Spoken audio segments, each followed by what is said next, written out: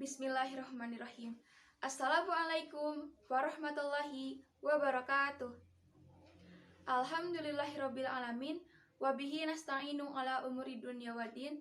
Wassalatu wassalamu ala asrofil anbiya'i wal mursalin wa ala alihi wa sahbihi ajmain. Amma ba'du. Ibu guru pangajar bahasa Sunda anu kusim kuring dipika hormat sareng rerencangan sadaya anu kusim kuring dipika cinta.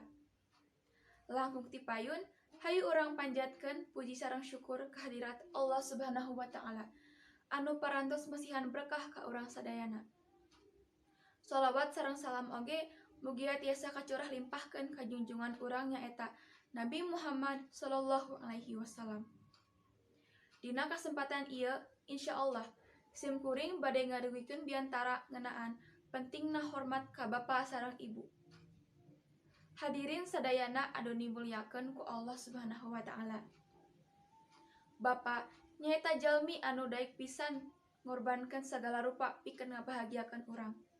Anjeunna kersa didamel ka ditu ka dieu pikeun nyumponan kabutuhan istri sareng anakna.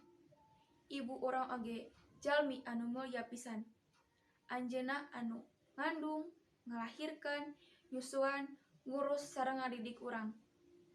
Bayangkeun sakumaha ageng jasa-jasa anu parantos dipasihkeun ka urang sadayana.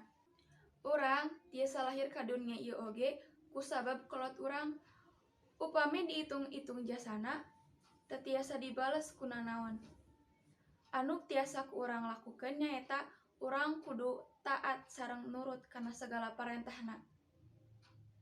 Upami urang taat ka kolot urang oge bakal bagja sareng ngeureus ngagaduhan anak sapertos kitu.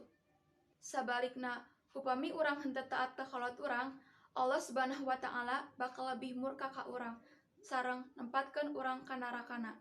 Nauzubillahi min dzalik. Tangtosna urang sadaya hoyong lebet ka surgana Allah. Ku kituna, hayu urang sasarengan ngadoa kanggo kolot urang. Bismillahirrahmanirrahim. Allahumma gfirli wali walidayya warhamhuma kama rabbayani shaghira. Amin ya rabbal alamin.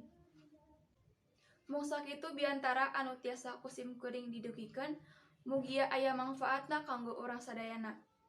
Hatur nuhun kana sagala perhatianana, sareng hapunten bilih aya kalepatan.